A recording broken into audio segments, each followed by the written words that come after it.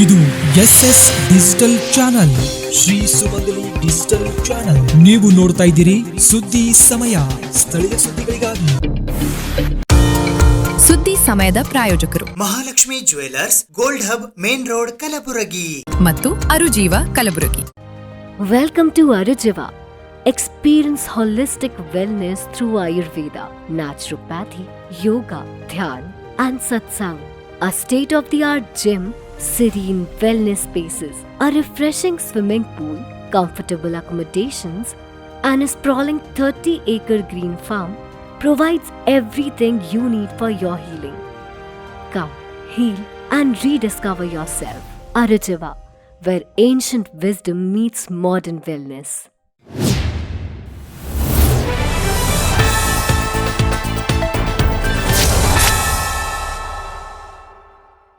ಸುದ್ದಿ ಸಮಯಕ್ಕೆ ಸ್ವಾಗತ. ನಾನು RJ ಮಂಜು ಹಿರೋಳಿ. ಕಲಬುರಗಿ ಜಿಲ್ಲಾಡಳಿತದ ವತಿಯಿಂದ ಇಂದು ಕಲಬುರಗಿ ನಗರದ ಡಾಕ್ಟರ್ SM ಪಂಡಿತ್ ರಂಗಮಂದಿರದಲ್ಲಿ ನಾಡಪ್ರಭು ಶ್ರೀ ಕೆಂಪೇಗೌಡ ಜಯಂತಿ 2026 ಕಾರ್ಯಕ್ರಮ ಆಯೋಜಿಸಲಾಗಿತ್ತು. ಕರ್ನಾಟಕ ಸರ್ಕಾರ, ಕಲಬುರಗಿ ಜಿಲ್ಲಾಡಳಿತ, ಕನ್ನಡ ಮತ್ತು ಸಂಸ್ಕೃತಿ ಇಲಾಖೆ, ಮಹಾನಗರ ಪಾಲಿಕೆ ಕಲಬುರಗಿ, ಜಿಲ್ಲಾ ಪಂಚಾಯತ್ ಕಲಬುರಗಿ ಇವರುಗಳ ಸಂಯುಕ್ತ ಆಶ್ರಯದಲ್ಲಿ ನಾಡಪ್ರಭು ಶ್ರೀ ಕೆಂಪೇಗೌಡ ಜಯಂತಿ 2026 ಕಾರ್ಯಕ್ರಮವು ಕಲಬುರಗಿ ನಗರದ ಡಾಕ್ಟರ್ SM ಪಂಡಿತ್ ರಂಗಮಂದಿರದಲ್ಲಿ ಆಯೋಜಿಸಲಾಗಿತ್ತು. ಈ ಕಾರ್ಯಕ್ರಮಕ್ಕೆ ವಿಶೇಷ ಆಹ್ವಾನಿತರಾಗಿ ಕಲಬುರಗಿ ಜಿಲ್ಲಾ ಕುಡವಕ್ಕಲಿಗ ಅಭಿವೃದ್ಧಿ ಸೇವಾ ಸಂಘದ ಅಧ್ಯಕ್ಷರಾದ ಶಿವಯೋಗಪ್ಪ ಬಿ ಚಿತ್ತಾಪುರ್ ಗುಂಡುಗುರ್ತಿ ಆಗಮಿಸಿದ್ದರು. ವಿಶೇಷ ಉಪನ್ಯಾಸಕರಾಗಿ ಸಮಾಜದ ಮುಖಂಡರಾದ ಅಣ್ಣಾರಾವ್ ದುಗುಂಡ್ ಆಗಮಿಸಿದ್ದರು. ಅಣ್ಣಾರಾವ್ ಶೆಳಗಿ ಮತ್ತಿಮೂಡ್ ಅವರಿಂದ ಸಂಗೀತ ಕಾರ್ಯಕ್ರಮ ಜರುಗಿತು. ಈ ಸಂದರ್ಭದಲ್ಲಿ ಕುಡವಕ್ಕಲಿಗ ಸಂಘದ ರಾಜ್ಯಾಧ್ಯಕ್ಷರಾದ ಶಿವರಾಜ್ ಪಾಟೀಲ್, ಜಿಲ್ಲಾಧಿಕಾರಿಗಳ ಕಚೇರಿಯ ಸಹಾಯಕರಾದ ಶಿವಪ್ರಭು ಹಿರೇಮಠ್ ಸೇರಿದಂತೆ ಇತರರು ಉಪಸ್ಥಿತರಿದ್ದರು. ಈ ಜಯಂತಿಯನ್ನು ನಾವು ಸರ್ಕಾರ ವತಿಯಿಂದ ಒಂದು ವರ್ಷಕ್ಕೆ 33ರಿಂದ 39-40 ಜಯಂತಿಗಳನ್ನು ನಾವು ಆಚರಣೆ ಮಾಡಾಕತ್ತೀವಿ.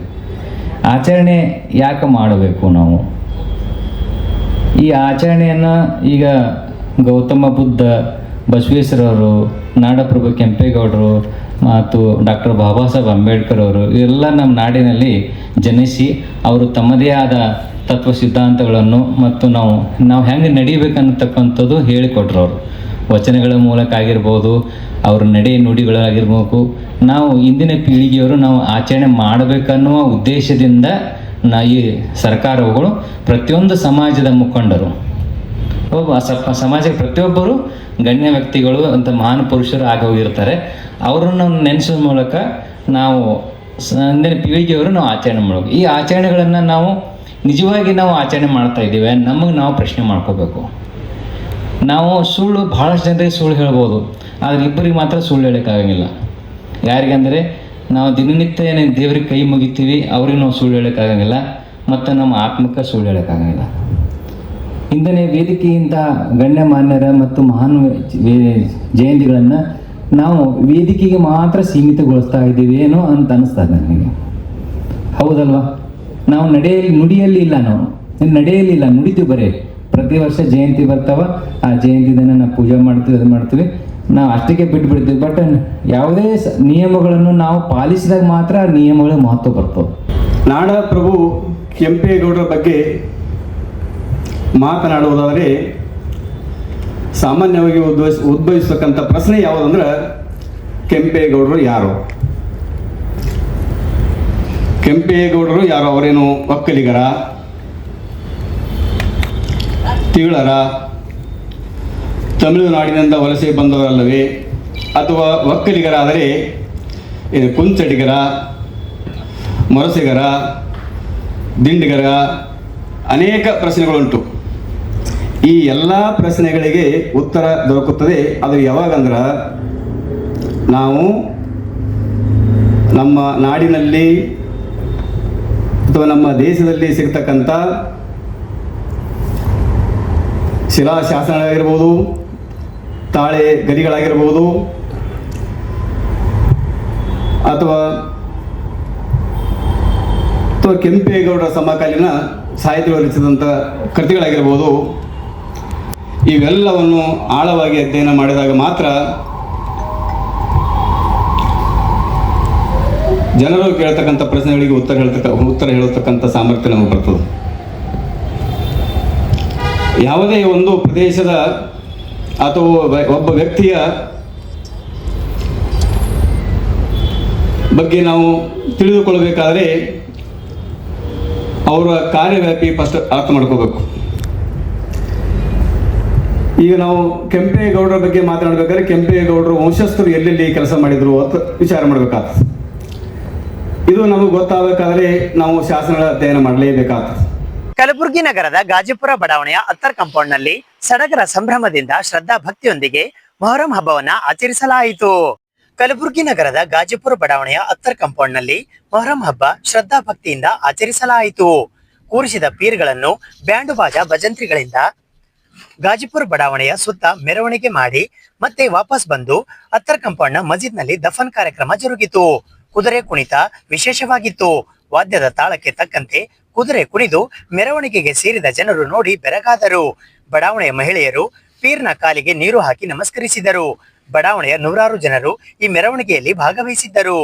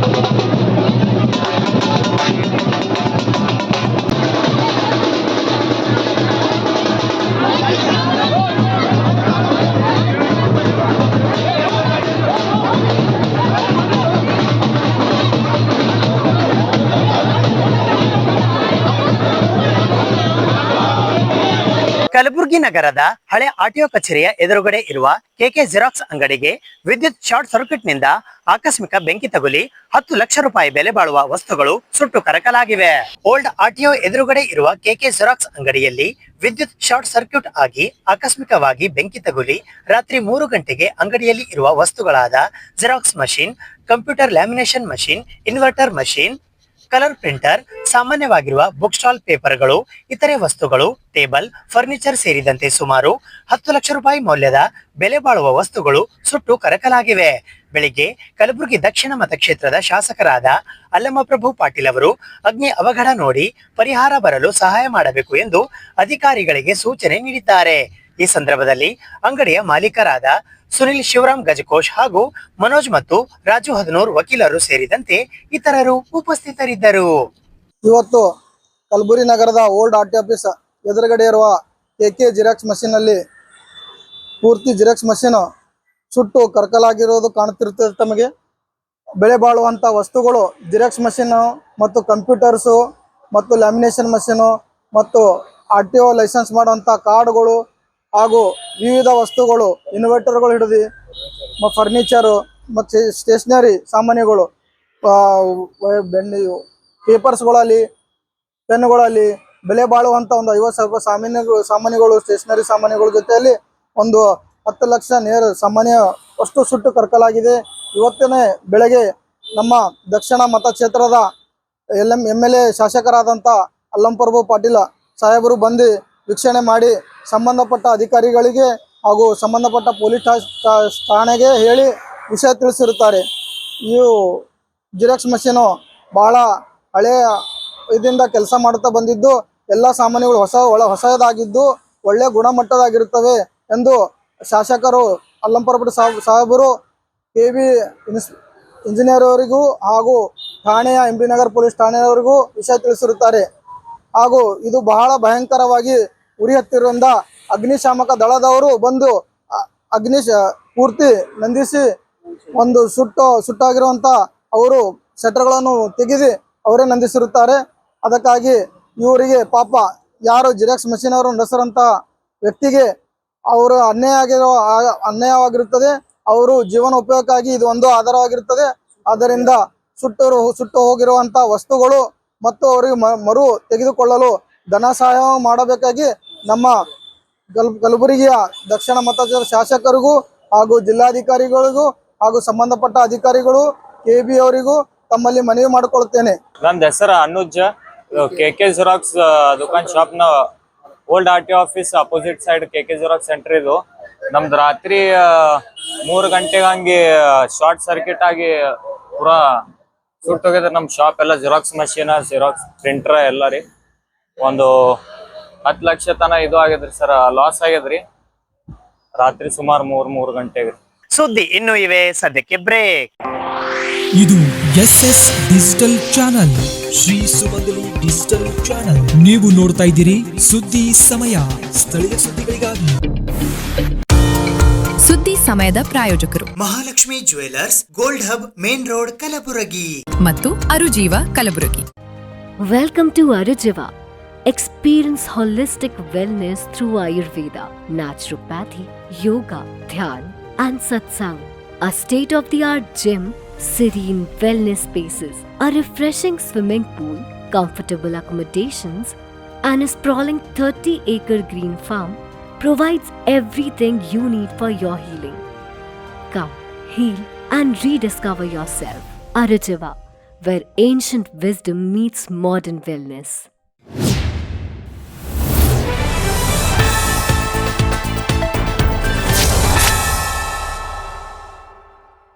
ಜನಪದ ಮತ್ತು ಸಂಗೀತ ಕಲರವ ಕಾರ್ಯಕ್ರಮವು ಕಲಬುರಗಿ ನಗರದ ಅನ್ನಪೂರ್ಣ ಕ್ರಾಸ್ ಹತ್ತಿರವಿರುವ ಕಲಾಮಂಡಲದಲ್ಲಿ ಜರುಗಿತು.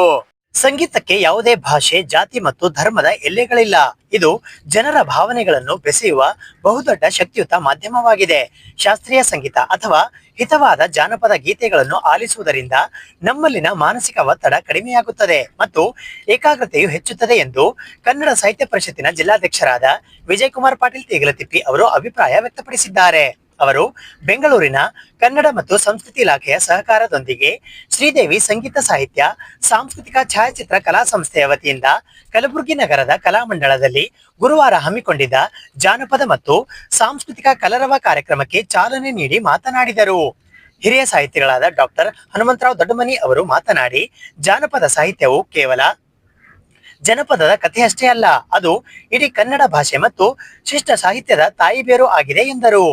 ರಾಜ್ಯ ಯುವ ಪ್ರಶಸ್ತಿ ಪುರಸ್ಕೃತ ಬಸವರಾಜ್ ತೋಟದ್ ಮಾತನಾಡಿ, ಕಲಾವಿದರಿಗೆ ಅವಕಾಶ ಕೊಡುವ ಮೂಲಕ ಅವರನ್ನು ಪ್ರೋತ್ಸಾಹಿಸುವ ಕಾರ್ಯ ಮಾಡಲಾಗುತ್ತಿದೆ.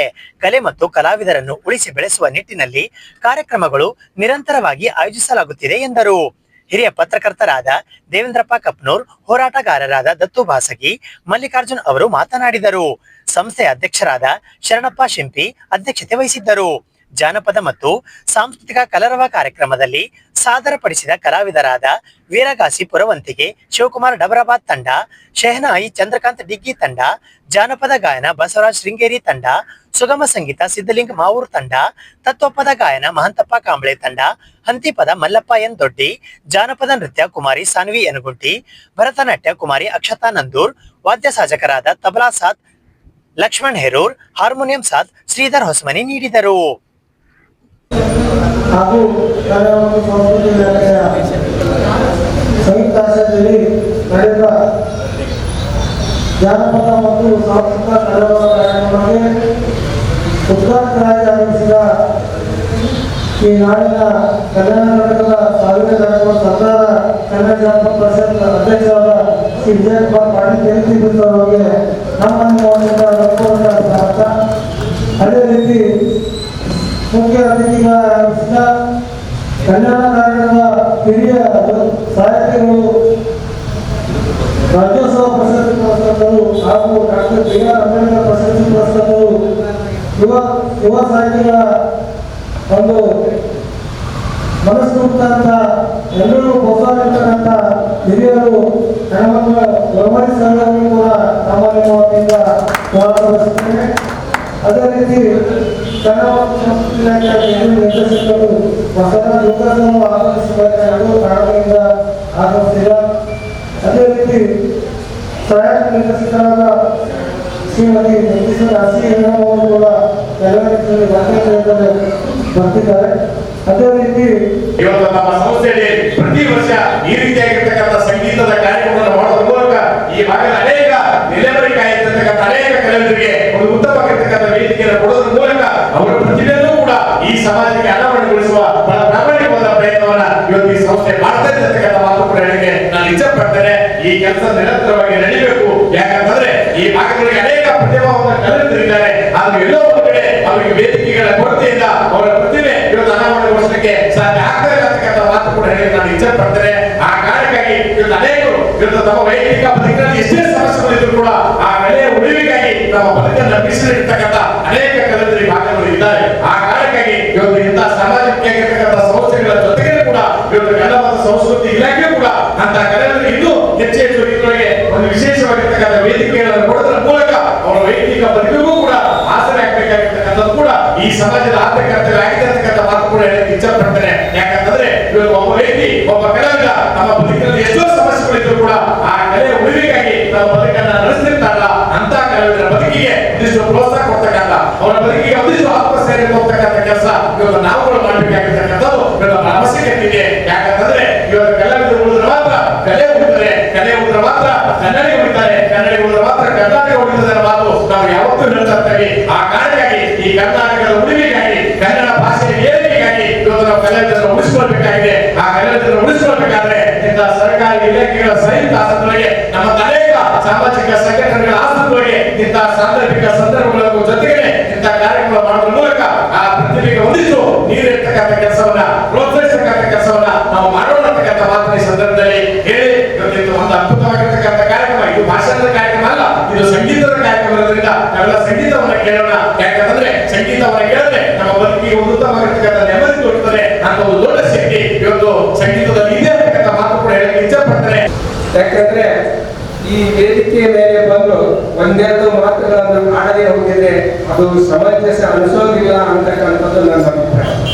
ಇವತ್ತ ಪಾಟೀಲ್ ಜಿ ಅವರು ಹೇಳಿದಂತೆ ಅವರು ಗಡಿಯಾರ ಹೆಂಗ್ ಓಡುತ್ತದ ಹಂಗೆ ಓಡ್ತಾನೆ ಇರ್ತಾರೆ ಸತತವಾಗಿ. ಕಾರ್ಯಕ್ರಮ ಚಟುವಟಿಕೆ ಯುವಕರು ಮತ್ತು ಒಳ್ಳೆ ಮುಸ್ತಕಿ ನಾಯಕರನ್ನು ಕೂಡ ನಾವು ಹೇಳಬಹುದು. ಯಾವುದಾದ್ರೂ ಚುನಾವಣೆಯಲ್ಲಿ ನಿಂತರ ಅದ್ಭುತವಾದ ಒಂದು ಶಕ್ತಿ ಪ್ರತಿಪಾದನೆ ಮಾಡ್ತಾರೆ. ಅವರಿಗೆ ಎಲ್ಲರ ಪ್ರೇರಣೆ ಇದೆ ಅಂತಕ್ಕಂಥ ಮಾತಲ್ಲಿ ಹೇಳಕ್ಕೆ ಇಷ್ಟಪಡ್ತಾರೆ. ಅಂತೆಯೇ ಯಾವುದೇ ಒಂದು ಕಾರ್ಯಕ್ರಮ ಮಾಡಬೇಕಾದ್ರೆ ಯುವಕರಾಗಿರುವಂತಹ ಸಂದರ್ಭದಲ್ಲಿ ಮಾಡಿರ್ತಕ್ಕಂಥದ್ದು ವಯಸ್ಸಾದ ಮೇಲೆ ಅವರನ್ನು ಗುರುತಿಸ್ತಕ್ಕಂಥ ಕೆಲಸ ಸರ್ಕಾರ ಮಾಡ್ತದೆ ಅಂತಕ್ಕಂಥದ್ದನ್ನ ನಾನೇ ಮುಂದೆ ಸಾಕ್ಷಿಯಾಗಿದ್ದೀನಿ ಅನ್ನುವಂಥ ಮಾತನ್ನ ಹೇಳ್ತಾರೆ. ನಾನು ಹೈಸ್ಕೂಲ್ ಮಟ್ಟದಿಂದ ಹಿಡಿದು ಕಾಲೇಜ್ ಪ್ರಭಾರಿ ಪ್ರಾಂಶುಪಾಲ ಆಗುವವರೆಗೂ ಕೂಡ ಯಾವುದೇ ಚಟುವಟಿಕೆಗಳನ್ನ ನಿಲ್ಲಿಸದೆ ಸಾಂಸ್ಕೃತಿಕ ಮತ್ತು ಸಂಘಟನೆ ಚಟುವಟಿಕೆಗಳನ್ನ ಮಾಡ್ತಾ ಬಂದಿದ್ದೇನೆ. ಎಷ್ಟೋ ಜನ ಹಣ ಕೊಟ್ಟು ಅವರಿಗೆ ಖಂಡ ಮತ್ತು ಪ್ರಶಸ್ತಿಗಳನ್ನು ಪಡೀತಾರೆ. ನಾನು ಯಾವುದೇ ಅರ್ಜಿಯನ್ನು ಹಾಕಲಾರದೆ ಪ್ರಶಸ್ತಿ ಪಡೆದುಕೊಂಡಿದ್ದೀನಿ ಅಂದಮೇಲೆ ನನಗೆ ಆಶ್ಚರ್ಯ ಆಗ್ತಾ ಇದೆ, ಹೆಂಗೆ ಬಂತು ಅಂತ ರಾಜ್ಯ ಮಟ್ಟದ 3 ಪ್ರಶಸ್ತಿಗಳನ್ನು, ಒಂದು ಉತ್ತಮ ಉಪನ್ಯಾಸಕ ಪ್ರಶಸ್ತಿ ಸಿಕ್ತು 2014ರಲ್ಲಿ, ಇನ್ನೊಂದು ರಾಜ್ಯೋತ್ಸವ ಪ್ರಶಸ್ತಿ 2024ರಲ್ಲಿ ಸಿಕ್ತು, ಡಾಕ್ಟರ್ BR ಅಂಬೇಡ್ಕರ್ ಅವರ ಪ್ರಶಸ್ತಿ 2026ರಲ್ಲಿ ಸಿಕ್ತು. ಅದಕ್ಕೆ ಏನು ಕಾರಣ ಅಂತ ಹೇಳಿದ್ರೆ, ಮೊಟ್ಟ ಮೊದಲನೇದಾಗಿ ನನ್ನನ್ನು ಕಳಿಸಿರ್ತಕ್ಕಂಥ ನಮ್ಮೂರಿನ ಮಲ್ಲಾಬಾದ ಗ್ರಾಮದ ಜನತೆಗೆ, ಅಫಜಲ್ಪುರ ತಾಲೂಕಿನ ಜನತೆಗೆ, ಕಲಬುರಗಿ ಜಿಲ್ಲೆಯ ಜನತೆಗೆ, ರಾಜ್ಯದ 7.5 ಕೋಟಿ ಜನತೆಗೆ ಸಲ್ತದೆ ಅಂತಕ್ಕಂಥ ಮಾತನ್ನ ಇಲ್ಲಿ ಹೇಳಕ್ಕೆ ಇಷ್ಟಪಡ್ತಾರೆ. ಅಂತ ಕಾರ್ಯಕ್ರಮವನ್ನು ಇವತ್ತು ಬಸವರಾಜ್ ಗೌಡರವರು ಹಾಕಿಕೊಂಡಿದ್ದಾರೆ ಅಂದಮೇಲೆ ನಿಜಕ್ಕೂ ಇವ್ರಿಗೂ ಕೂಡ ಉನ್ನತವಾಗಿರ್ತಕ್ಕಂಥ ಪ್ರಶಸ್ತಿಗಳನ್ನು ಕಾಯ್ದು ನಿಂತಿವೆ ಅಂತ ನನಗೆ ಅನಿಸ್ತಾ ಇದೆ. ಯಾಕಂದ್ರೆ ಇವತ್ತು ನಾವು ಜಾನಪದ ಅಂದ ತಕ್ಷಣ ಜಾನಪದ ಯಾವಾಗ ಹುಟ್ಟು ಅನ್ನೋದನ್ನ ನಮಗೆ ಬಹಳ ಮುಖ್ಯವಾಗಿರ್ತದೆ. ಆದಿ ಕಾಲದಲ್ಲಿ ಮಾನವನು ಮಂಗನ ಹಾಗೆ ಜೀವಿಸುತ್ತಿದ್ದನು, ಹಾವಭಾವಗಳ ಮುಖಾಂತರವಾಗಿ ಮಾತನಾಡುವುದನ್ನು ಕಲಿತುಕೊಂಡನು, ಗಾಳಿ ಬೀಸುವಂತಹ ಸಂದರ್ಭದಲ್ಲಿ ಶಬ್ದ ಬರುವುದನ್ನು ಕಂಡುಕೊಂಡನು. ಹಾಗೆಯೇ ಅನೇಕ ಶಬ್ದಗಳನ್ನ ಇವತ್ತ ಹಕ್ಕಿ ಪಕ್ಷಿಗಳು ಅವು ಒದರಾಡ್ತಕ್ಕಂಥ ಕೂಗುತ್ತಕ್ಕಂಥ ಆ ಕೂಗನ್ನು ಕೇಳಿ ತಾನೂ ಕೂಡ ಆ ಅಂತ ರಾಗವನ್ನು ತೆಗೆದು ಹಾಡುವುದನ್ನು ಕಲಿತುಕೊಂಡನು. ಹಾಗೆಯೇ ಹಾಡುವುದರ ಜೊತೆಗೆ ವಾದ್ಯಗಳನ್ನು ಕಲಿತುಕೊಂಡನು. ಹೀಗಾಗಿ ಈ ಜಾನಪದವನ್ನು ಬೆಳೆದು ಬಂತು ಅಂತ ನಾವು ಹೇಳಬೇಕಾಗ್ತದೆ. ಜಾನಪದ ಯಾವಾಗ ಹುಟ್ಟಿತು ಅಂತ ಹೇಳಲಿಕ್ಕೆ ಸಾಧ್ಯ ಇಲ್ಲ. ಜನರು ಯಾವಾಗ ಹುಟ್ಟಿದ್ರೋ ಅವಾಗಿನಿಂದ ಜಾನಪದ ಸಾಹಿತ್ಯ ಹುಟ್ಟಿತು ಅಂತ ನಾವು ಹೇಳ್ಬೋದು. ಇವತ್ತು ಕಲಬುರಗಿಯಲ್ಲಿ ಜಾನಪದ ಇದೇನಾ ಇಲ್ಲ ಅಂತ ನಾವೆಲ್ಲರೂ ಬಹಳ ಸೂಕ್ಷ್ಮವಾಗಿ ನೋಡಬೇಕಾಗ್ತದೆ. SP ರಾಜಶೇಖರ್ ಅವರನ್ನು ವಿಧಾನ ಪರಿಷತ್ತಿಗೆ ನೇಮಕ ಮಾಡುವಂತೆ ಅಹಿಂದ ಜನಪರ ವೇದಿಕೆಯ ವತಿಯಿಂದ ಇಂದು ಪತ್ರಿಕಾಗೋಷ್ಠಿಯ ಮೂಲಕ ಮನವಿ ಮಾಡಲಾಯಿತು. SP ರಾಜಶೇಖರ್ ಅವರನ್ನು ವಿಧಾನ ಪರಿಷತ್ತಿಗೆ ನಾಮ ನಿರ್ದೇಶನ ಮಾಡಬೇಕು ಎಂದು ಅಹಿಂದ ಜನಪರ ವೇದಿಕೆಯ ವತಿಯಿಂದ ಇಂದು ಪತ್ರಿಕಾಗೋಷ್ಠಿಯ ಮೂಲಕ ಮನವಿ ಮಾಡಲಾಯಿತು. ಈ ಪತ್ರಿಕಾಗೋಷ್ಠಿಯಲ್ಲಿ ಜಿಲ್ಲಾಧ್ಯಕ್ಷರಾದ ಸುದರ್ಶನ್ ಎಸ್ ನಂದಿ, ಕಾರ್ಮಿಕ ಅಧ್ಯಕ್ಷರಾದ ರಮೇಶ್ ಉಪಾಧ್ಯಾಯ್, ಅಲ್ಪಸಂಖ್ಯಾತರ ಯುವ ಘಟಕದ ಯಶೋದಾಸ್ ನಂದಗಾಂವ್, ಚಾಲಕರ ಅಧ್ಯಕ್ಷರಾದ ಅಶೋಕ್ ಜಗದಾಳೆ ಸೇರಿದಂತೆ ಇತರರು ಉಪಸ್ಥಿತರಿದ್ದರು. ರಾಜಶೇಖರ್ ಕಾಂಗ್ರೆಸ್ ಕಾರ್ಯಕರ್ತರಾಗಿ ಮತ್ತು ಅವರ ಒಂದು ಬೀದರ್ ಜಿಲ್ಲೆಯಲ್ಲಿ ಅವರು ಕಾಂಗ್ರೆಸ್ ಪಕ್ಷದ ಕಾರ್ಯಕರ್ತರಾಗಿ ಮತ್ತು ತೆಲಂಗಾಣದ ಜೈರಾಬಾದು, ಹೈದರಾಬಾದ್, ಕಲ್ಯಾಣ ಕರ್ನಾಟಕದಲ್ಲಿ ಅವರು ಹಿಂದೆ ಆಗಿರುವ ಚುನಾವಣೆಯಲ್ಲಿ ಇನ್ಚಾರ್ಜ್ ಆಗಿ ಅವರು ಸೇವೆ ಮಾಡಿದ್ದಾರೆ. ಅವರಿಗಾಗಿ ನಾವು ಮಾನ್ಯ ಮುಖ್ಯಮಂತ್ರಿಯವರಿಗೆ ನಮ್ಮ ಒಂದು ಮನವಿ ಏನಿದೆ ಅಂದರೆ, ಕರ್ನಾಟಕ ಅಹಿಂದ ಜನಪರ ವೇದಿಕೆ ವತಿಯಿಂದ ಮತ್ತು ಪಾಸ್ಟರ್ ಫೆಲೋಶಿಪ್ ವತಿಯಿಂದ ನಾವು ಮುಖ್ಯಮಂತ್ರಿಗೆ ಆಗ್ರಹ ಮಾಡ್ತಾ ಇದ್ದೇವೆ. ಏನಂತಂದರೆ, ಮುಂಬರುವ ದಿನದಲ್ಲಿ ಅವರಿಗೆ ಒಂದು MLC ಆಯ್ಕೆಯಾಗಿ ಮಾಡಬೇಕಂತೇಳಿ ತಮ್ಮಲ್ಲಿ ಮಾನ್ಯ ಮುಖ್ಯಮಂತ್ರಿಯವರಿಗೂ ಮತ್ತು ನಮ್ಮ ACC ಅಧ್ಯಕ್ಷರಾಗಿರುವ ಮಲ್ಲಿಕಾರ್ಜುನ್ ಖರ್ಗೆ ಸಾಹೇಬರವರಿಗೂ ಸಹ ನಾವು ಮನವಿ ಮಾಡಿಕೊಳ್ಳುತ್ತಾ ಇದ್ದೇವೆ. ನಮ್ಮ ಸಂಘಟನೆ ವತಿಯಿಂದ ಗುಲ್ಬರ್ಗ ಜಿಲ್ಲೆಯಲ್ಲಿರುವ ಎಲ್ಲ ಕ್ರೈಸ್ತ ಸಮುದಾಯ ವತಿಯಿಂದ ನಮ್ಮ ಒಂದು ಜಿಲ್ಲೆಯಲ್ಲಿ ಮತ್ತು ಬೀದರ್ ಜಿಲ್ಲೆಯಲ್ಲಿ ಕಲ್ಯಾಣ ಕರ್ನಾಟಕದಲ್ಲಿ ಹೆಚ್ಚಿನ ರೀತಿಯಿಂದ ಅಲ್ಪಸಂಖ್ಯಾತರಿಗೆ ಒಂದು ಪಕ್ಷದಲ್ಲಿ ಸ್ಥಾನಮಾನವನ್ನು ಕೊಡಬೇಕಂತೇಳಿ ಮಾನ್ಯ ಮುಖ್ಯಮಂತ್ರಿಯವರಿಗೆ ಕೇಳಿಕೊಳ್ಳುತ್ತಾ ಇದ್ದೇನೆ. ಕಲ್ಯಾಣ ಕರ್ನಾಟಕ ಪಾಸ್ಟರ್ ಫೆಲೋಶಿಪ್ ಅಧ್ಯಕ್ಷರಾಗಿ ಮಾತನಾಡ್ತಿದ್ದೇನೆ.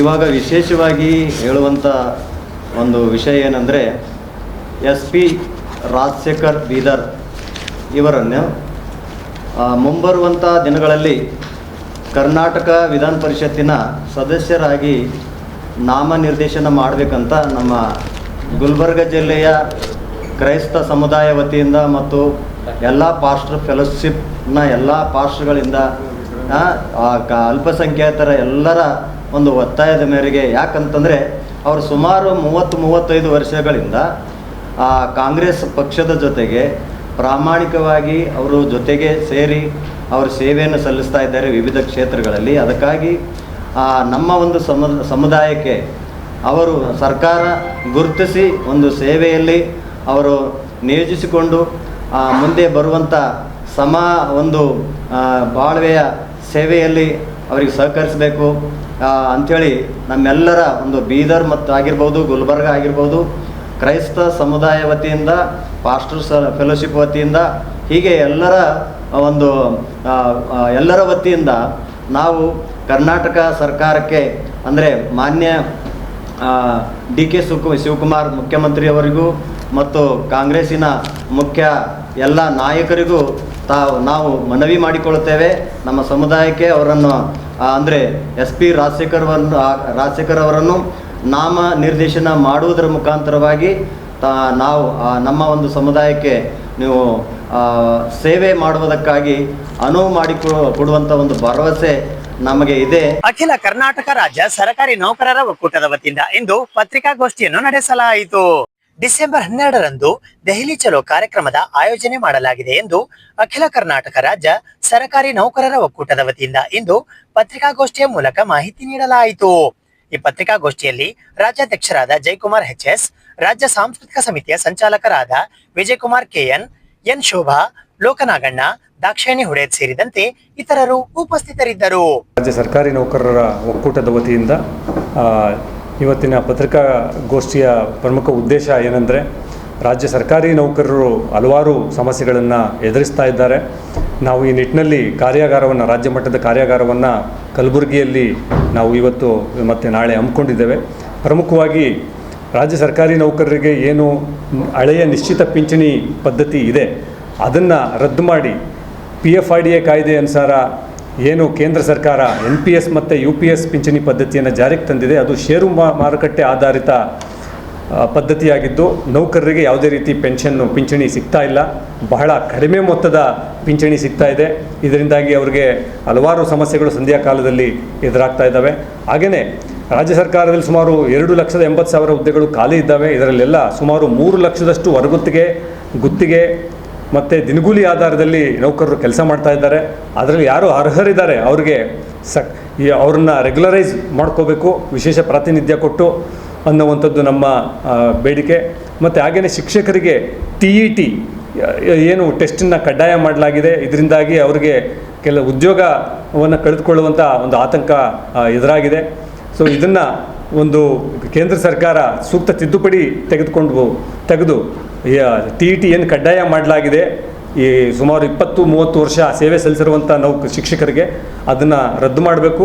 ಕೇವಲ ಪ್ರಾಸ್ಪೆಕ್ಟಿವ್ ಆಗಷ್ಟೇ ಅದನ್ನು ಜಾರಿಗೊಳಿಸಬೇಕು.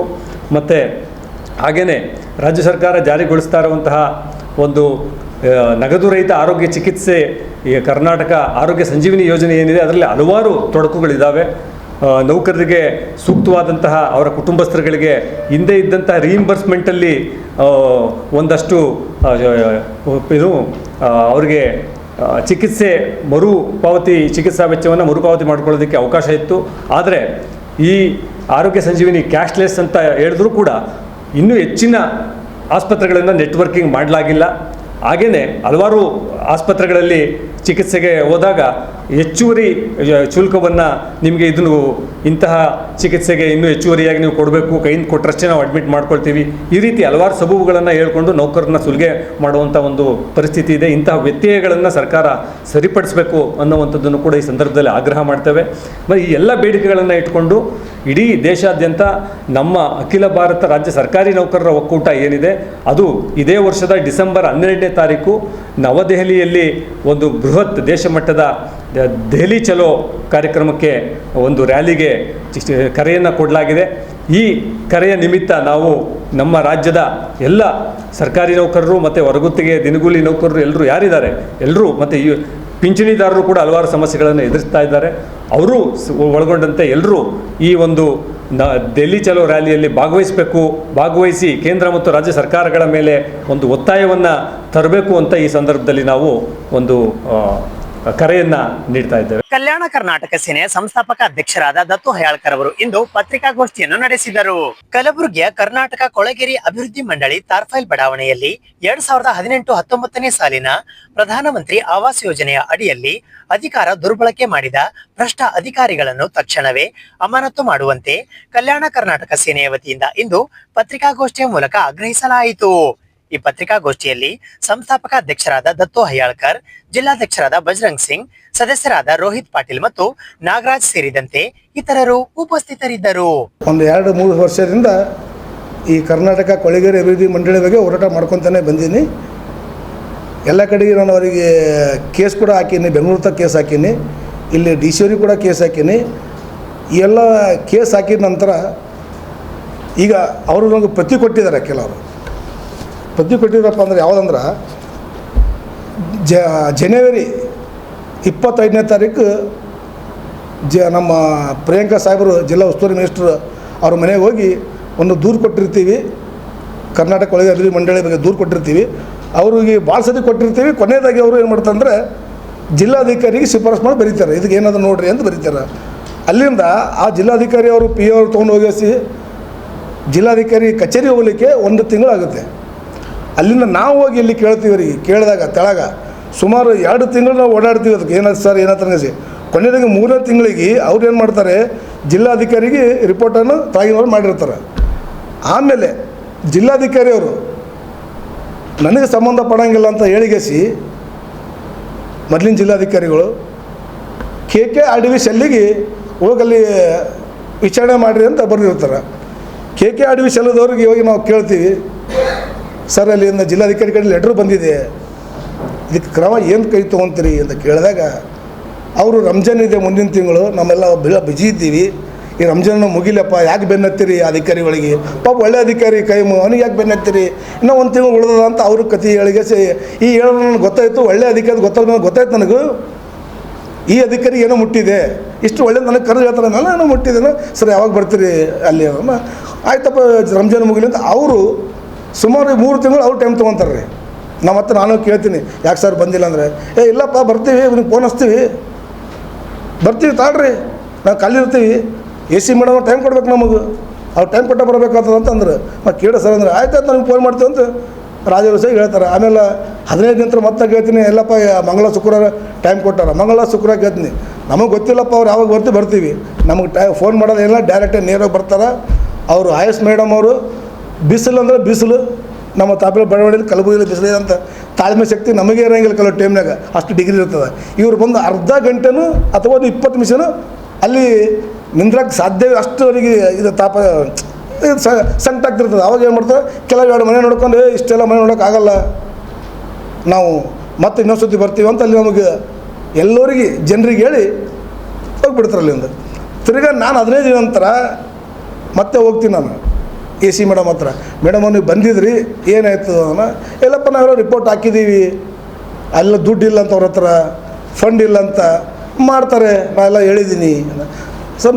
ನನಗಿನ್ನು ಹಿಂಬರ್ಗೆ ಏನು ಕೊಟ್ಟಿರಿ ನೀವು, ನನಗೆ ವೈಟ್ ಶೀಟ್ ಕೊಡಬೇಕಲ್ಲ, ನೀವು ಬಂದಿರಿ ವೈಟ್ ಶೀಟ್ ಕೊಡಬೇಕಲ್ಲ.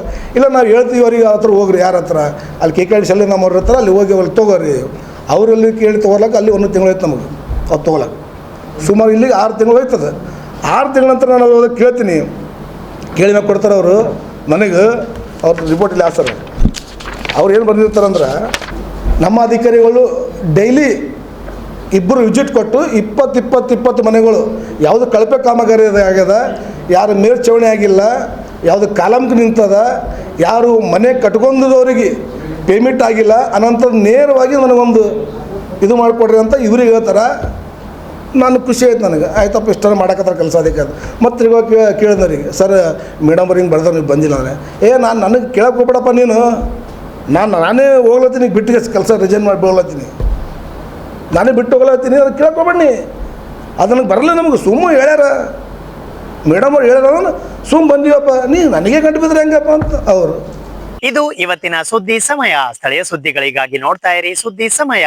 ನಿಮ್ಮ ನೆಚ್ಚಿನ ಸುದ್ದಿ ಸಮಯವನ್ನು ಡೆನ್ ಸೆಟ್ ಆಫ್ ಬಾಕ್ಸ್ ನ ಚಾನೆಲ್ ಸಂಖ್ಯೆ 746ರಲ್ಲಿ ಪ್ರತಿದಿನ ರಾತ್ರಿ 9 ಗಂಟೆಗೆ, ಮರುಪ್ರಸಾರ ರಾತ್ರಿ 10 ಗಂಟೆಗೆ ಮತ್ತು ಮರುದಿನ ಬೆಳಿಗ್ಗೆ 8 ಗಂಟೆ ಮತ್ತು 9 ಗಂಟೆಗೆ ವೀಕ್ಷಿಸಬಹುದು. ಇದು SS ಡಿಜಿಟಲ್ ಚಾನಲ್, ಶ್ರೀ ಸುಮಂಗಲಿ ಡಿಜಿಟಲ್ ಚಾನಲ್. ನೀವು ನೋಡ್ತಾ ಇದ್ದೀರಿ ಸುದ್ದಿ ಸಮಯ, ಸ್ಥಳೀಯ ಸುದ್ದಿಗಳಿಗಾಗಿ. ಸುದ್ದಿ ಸಮಯದ ಪ್ರಾಯೋಜಕರು Mahalakshmi jewellers, gold hub, main road, Kalaburagi ಮತ್ತು ಅರುಜೀವ Kalaburagi. Welcome to Arujiva. Experience holistic wellness through Ayurveda, naturopathy, yoga, dhyan, and satsang. A state-of-the-art gym, serene wellness spaces, a refreshing swimming pool, comfortable accommodations, and a sprawling 30-acre green farm provides everything you need for your healing. Come, heal, and rediscover yourself. Arujiva, where ancient wisdom meets modern wellness.